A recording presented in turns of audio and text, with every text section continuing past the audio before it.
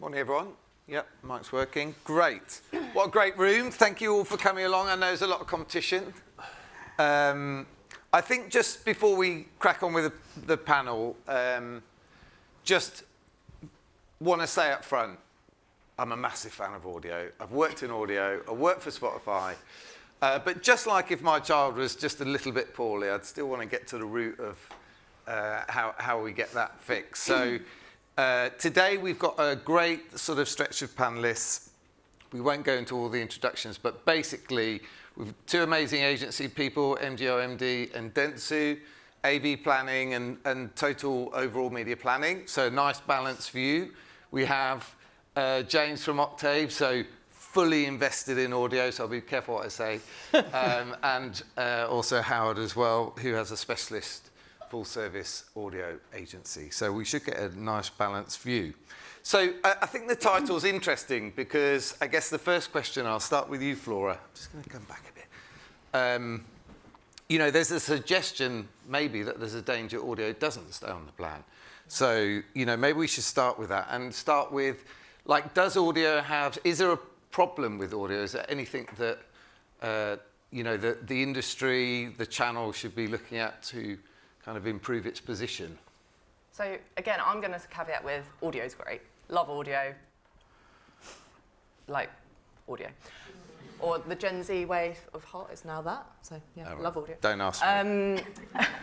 So I think that to be really realistic with where we are within audio is that it's a bit of an afterthought from a multimedia perspective. And that's not across every single client. That's not across every single brand. And I'm saying it to like get us thinking about it because I can see across every single channel how much time and effort goes into each channel and is concentrated. And I'm speaking specifically from a multimedia planning perspective. Multimedia planners are stretched across every single channel and we need to understand every single channel.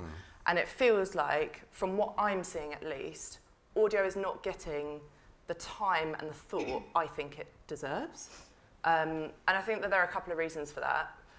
One is that planning agencies are particularly young and generally London-centric. And when you look at what those people are consuming from a media perspective, they're like the time spent in their week with social, for example, is 5 times radio. And that is a factor. Like, it has to be a factor. You can't help that there's unconscious bias within planning, and we make sure that we try and compensate against that, but I think that's a really important thing. When I first started as a grad and, you know, got into multimedia and AV planning specifically, I got taken to radio stations and I was like, this is super cool, I'm so excited. And I just don't see that excitement coming from the agencies in the same way, and I think that is something we need to address. They used to do the best jollies as well, to be fair. So I don't know. Maybe that's what needs to be addressed. I don't know if that's still the case. That's a good, everyone write that down. Yeah. But that's important. And I think the second thing is creative agencies. I think that it's a real challenge to get creative agencies to think in an audio way first rather than AV, which is like, visuals are much easier to sell in rather than having to sell in a script. And I think that's something to think about.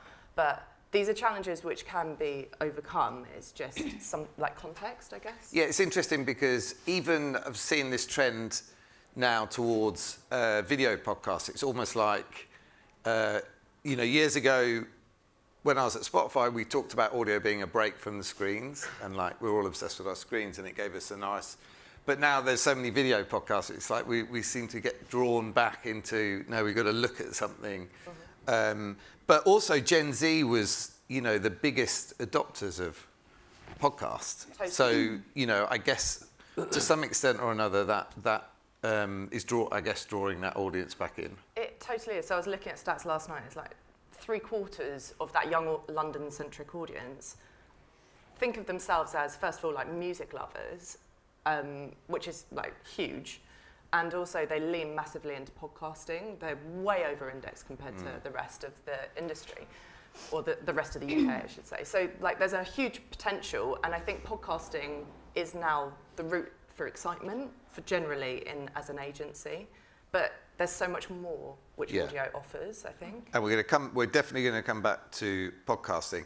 I mean, I think today the IPA came out with a bellwether report, and it had sort of main media, as they call it, in decline a little bit. And I think it's interesting, like audio in general, over the last, let's say, 7 or 8 years has, there's been innovation with sort of traditional publishers. There's been the arrival of the Spotifys of the world and streaming and podcasts and everything. But share remains sort of similar, and growth is also still reasonably tepid. So I just wondered, Howard, from your perspective, like, why isn't that moving on? And is it a measurement thing? Like, does audio work? Is obviously one of the classic questions. Well, I guess audio does work, but I guess it also depends what you are measuring and how you're measuring it. So I think there is a very much, you've got to understand where audio is now to where it was in terms of measurement. And I think with the advance of digital audio, for example, so some of the stuff Octave are doing, there's much more ways of targeting audiences more nichely, and what DACs do, and you get better measurement and better attribution. But there is a bigger debate, I guess, to be had, which is a live debate, which is where some brands or performance-led brands are thinking that radio doesn't actually, or audio, or radio in particular, doesn't work for them because they're unable to measure it.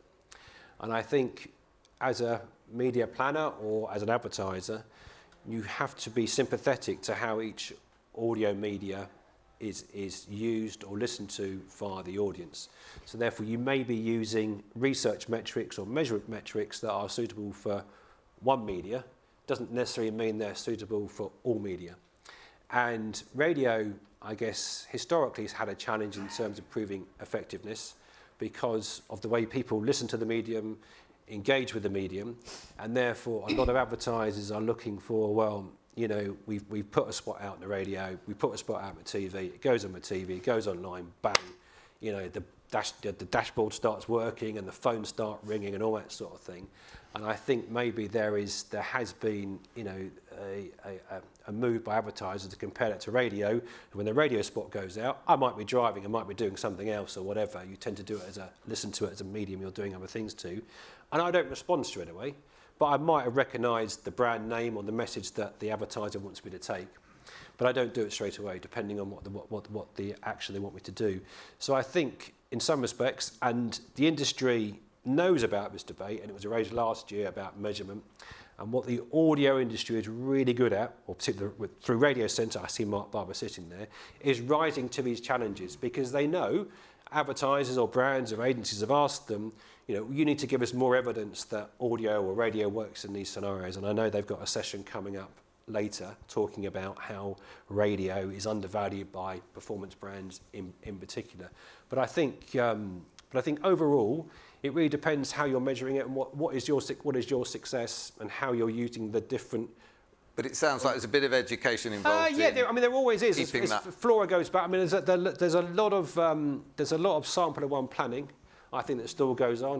When I started to wear it, and Flora's sort of said that now almost in some respects. And I think with some agencies or clients, a dashboard is a bit of a comfort blanket because they can sort of see it working as opposed to maybe thinking, well, we've got this massive medium, how do we use it? And how do we, you've got 36 million people listening a week and podcast is growing exponentially and you've got digital audio, which does give you more attribution. But I don't think you can just sort of dismiss it and say, well, because I don't do it or listen to it or it's hard to judge or hard to track, that it's a non-starter for our brands. But, perceptions are easily made. Yeah. And I wouldn't want this, I think when we spoke before, about perception that audio isn't good because there's no measurement. I mean, it's bonkers in fairness, but I think that's my view anyway. So it's interesting, just in the first 10 minutes, we've sort of interchanged between radio and audio, and that's obviously, it's all language, and I know other media channels have some of the same issues. But, Gemma, do you think, is audio unified enough in how it's presented? Because I think we've got if I think about the sort of different areas I wrote for you down here, within agencies, it's often segregated, not always, but can often be, especially when you get into programmatic digital, programmatic audio and traditional. You've got, you know, if you go to the media owners, you've got the DAXs and Octaves, and then you've got your traditional sales, and James, you can chime in on this, but that sort of split there. The industry body is called the Radio Centre, and people aren't, you know, always sure, you know, is it radio or audio? Is it the same? Is it different? Are they working together as a body? So I just wondered, Gemma, like from where you're sitting and how you think about it and the teams you work with and the clients you work with, is there room for further collaboration on this? Yeah, I would say absolutely. I'll start off by everybody else seems to that I bloody love radio. And when I say that, I mean audio as well. I got pulled last year because I kept calling it radio. James is going to be the only one who says he hates it. Wasted time. Yeah. Spoiler alert. But yeah, I think they're not unified enough. And I think, you know, we see people in other companies in other mediums coming together more, and we don't see it in the audio space enough. That's radio, digital audio.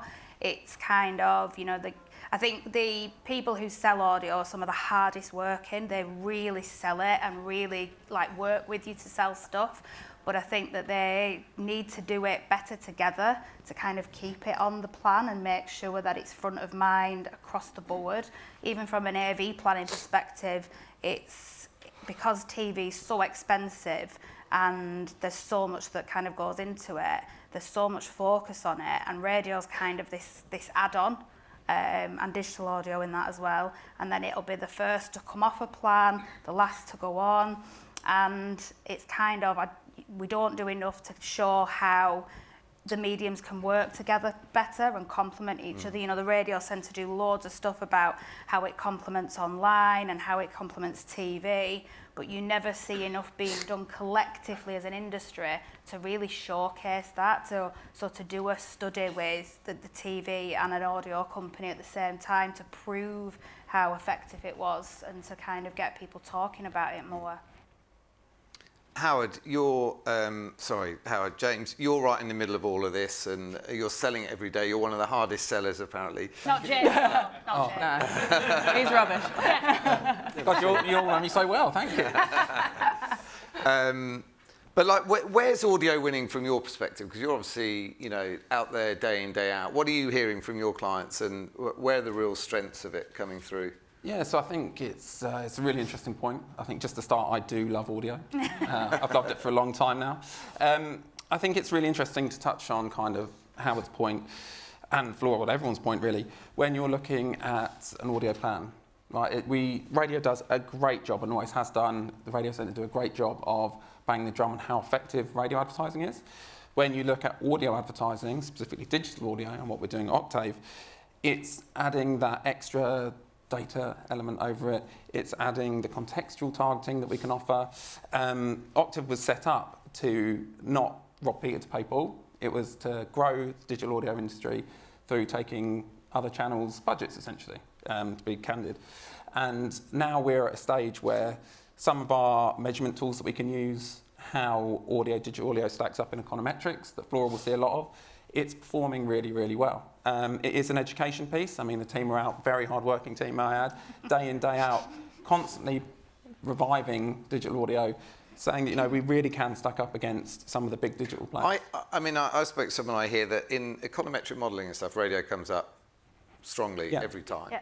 So in a way, it's surprising that it's not growing more. I mean, and I think that's one of our, not frustrations, but our biggest challenges. You look at how underinvested radio is in comparison to, I mean, digital display was up 25% last year. The IAB bring out their report next week, I believe, to see, then for the first time, they're taking out where the percentage of digital audio sits in terms of investment. It's growing, the measurement opportunities are growing. The listening ship's growing as well. The listening is really, really strong. but yet there's always a challenge to prove audio's effectiveness. I think radio it's a consistently strong performing medium in terms of the listeners, digital audio and linear audio, in that it's something that people go to because it's, we love routine, don't we, in this country. And people love to, whether they're listening to their podcasts or their breakfast radio, they love that routine of what they're doing and getting into it. And it always does really well. The talent that's on like traditional radio now is exceptional. The names that they've got and stuff to entertain people. The talent that the digital audio companies have got, the podcasting market that's kind of blown up, and the choice that's there and stuff like that. So I think people really engage with it, and so whilst it's not losing listeners, whereas like TV's losing viewers massively, but people still flock to it.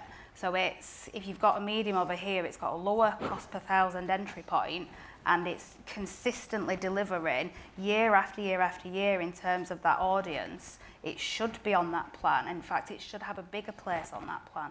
Yeah, I mean, I think it's when you listen to everyone, and I know there's lots of advocates in the room as well, it's clearly a very important channel that has a lot of positives to it, but for some reason isn't quite cutting through. I do think creativity is definitely part of it, but is it that we're like not making it easy enough? Right, because I think about if you think about some of we've talked a bit about where it sits in organisations and so on.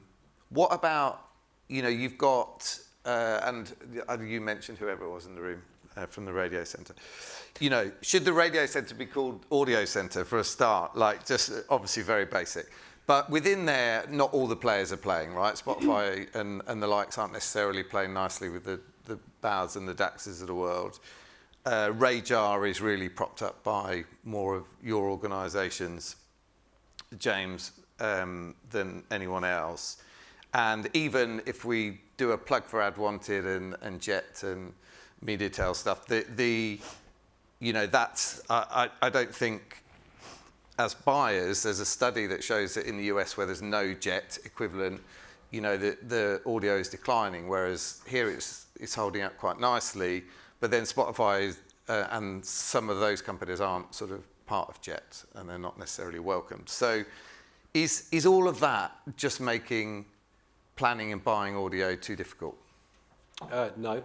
No. I think it goes back to the fundamental. I don't think it matters whether the radio centre is called the audio centre or whatever it's called. It goes back to Gemma's point and Flora's point. I guess there's a dearth of expertise, or profile. I mean, I've been doing this for a long time, and it's the same arguments or same points of view that, go back 20 years or so in terms of how audio or radio, or whatever you want to call it, is perceived by agencies and the credence is given by agencies. And part of that is that, I guess, you don't win new business with a radio plan or an audio plan. You win it with TV. That's where the majority of the money goes. But I do think, whatever things are called, I think there needs to be, and this is driven, it doesn't need to be, because agencies are, media owners compete for all money and agencies plan all money, but there needs to be a concerted effort, I guess, maybe by sales points or agencies, to sort of reevaluate what they are doing in this space, because the specialist teams that were there are now decimated maybe in some respects, but decimated into different teams. So you have someone who's doing TV, maybe audio as well, an AV team, or radio or audio sits in the digital team. So there's a bit of navigation, I guess, for sales groups in terms of where do they put their effort of sale, I guess, in some respects. But generally, the audio has always suffered from this, I guess, and it's the perception thing, and it's been sort of passed down from one planner to another planner, and it's just a similar debate. And I don't necessarily know how you get over it, apart from trying to be more innovative in how you sell or how you position the medium. I mean, the column inches that audio gets if that equaled revenue, we wouldn't be sitting here. So there is something, and advertisers maybe are bought in by podcasts, and it's that trick of taking them up the funnel, I guess, to broadcast radio where they say, well, we don't get attribution or other metrics which we're trying to solve. I do think the podcasting thing is really interesting, because that feels like a real gateway. Like, rather than the other way around, it's flipped a little bit. And I think we need to take it like a bit of ownership on ourselves and stop making it too easy for it to be the last on the plan. Stop making it too easy for it to be the first off the plan. I know we're all kind of really busy, and when clients want to cut budgets and stuff, but we need to stop doing that and put more of a focus on it. I'm with you. When I walk into global radio at Leicester Square, I still get that little buzz because it's exciting, and bringing clients into more audio space, get them watching live podcasts, get them interacting with linear radio, get them excited about it, work on live briefs, show them the magic of what kind of audio is to kind of make sure it stays on the plan. But also measure it, because if you think about Barb, like TV and YouTube used to be at war for years, and YouTube basically said, "Oh, we're just going to take all your money, and thanks for the last 50 years, but hand it over to us now." But they quickly reversed that, and the Netflix and the YouTubes and whatever are all being measured by Barb, and they're all talking more nicely, and it's slightly more. I know there's still a problem, but it's slightly more collective. I feel like we could do more of that. Yeah, and it goes back to, for me, your question around, like, is it too complex? We've got more data than ever before to be able to plan in an amazing way. Exactly. At agencies, like, we're empowered by data and tools and, like, amazing industry-leading stuff which helps us inform our planning, right? Never had that level of data before. So the numbers telling us certain things, and we need to make sure that audio is on the plan. The challenge really wider is that I don't think it's the complexity, because, for example, retail media is growing hugely, 13% this year, 26% forecast next year.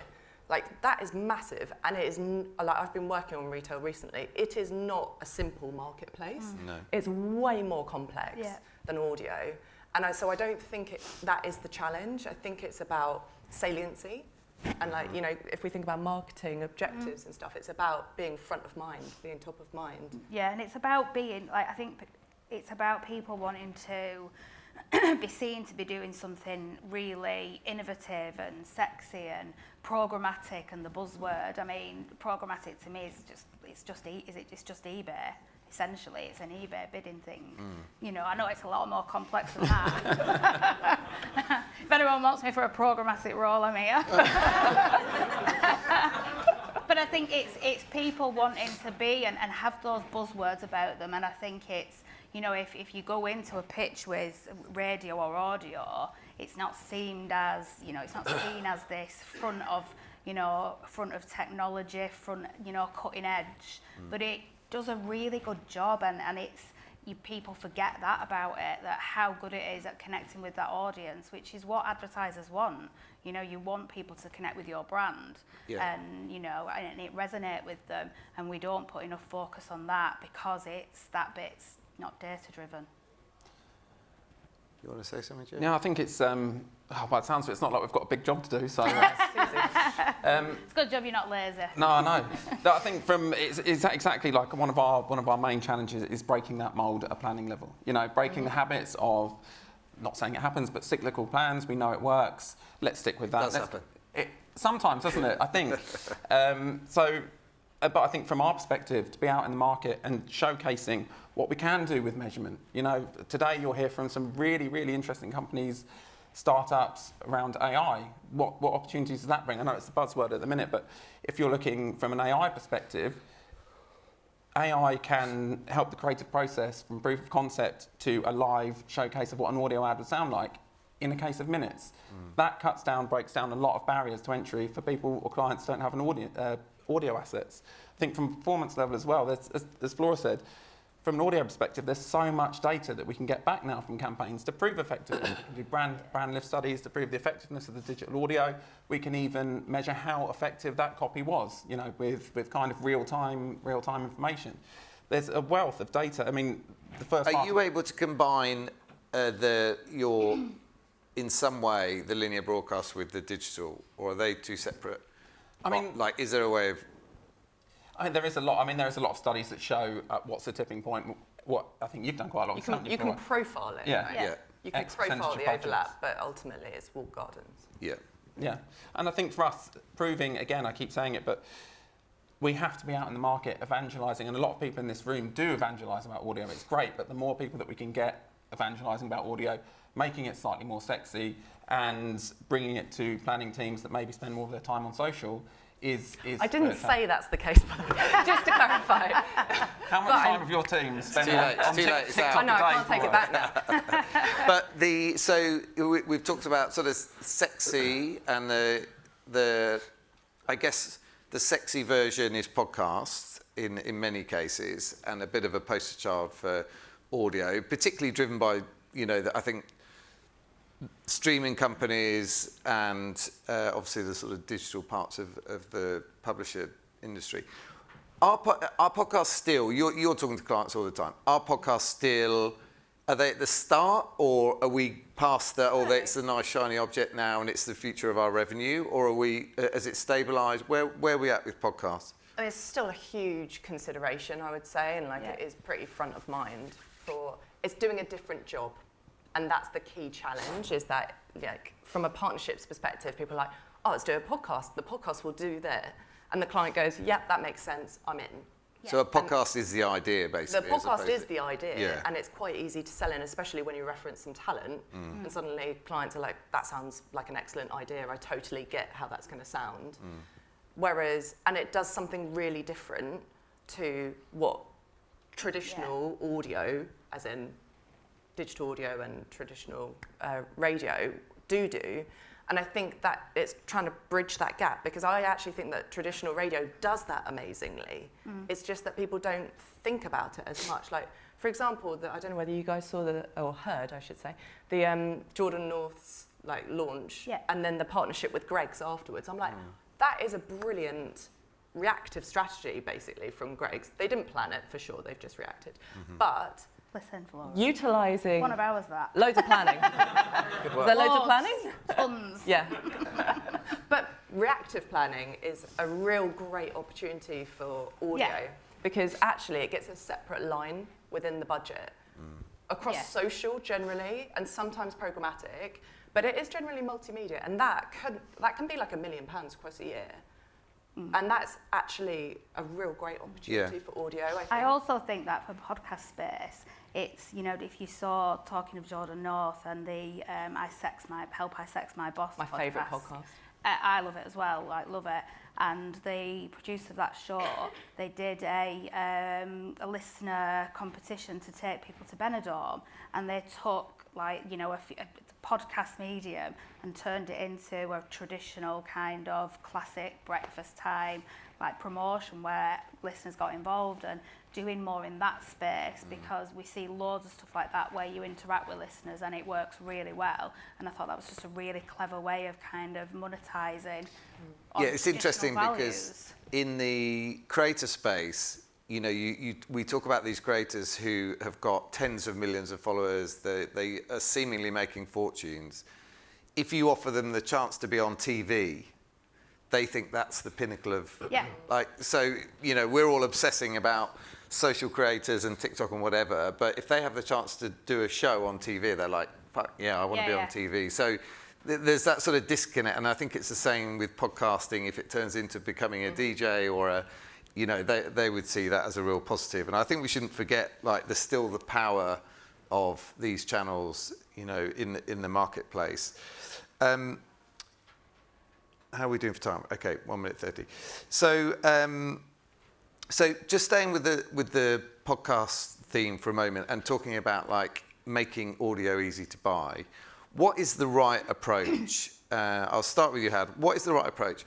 You've got someone like Spotify at one end, basically making the biggest podcast network they can possibly make and wanting to avoid sponsoring shows and episodes, and they just want you to buy audiences across a huge network. And then I guess a bit more Acast and probably more publisher who are saying, you know, build around this show, build around this artist. What is going to be the the sort of future of podcast revenue in that sense that is going to keep us on the plan? Well, I think there's two things to answer that. I think first things first. I think podcasts themselves are in danger of getting cluttered. I think with ad messaging. I think before you go into any, I'll answer your question in a minute. Before you go into any show, you're now getting about 2 ads, maybe a promo message for another podcast, then a host read. And I think as a listener, you've tuned in actively, and this is the beauty of the thing, to stream the content, and you get to the content as soon as possible. So that's my own personal experience.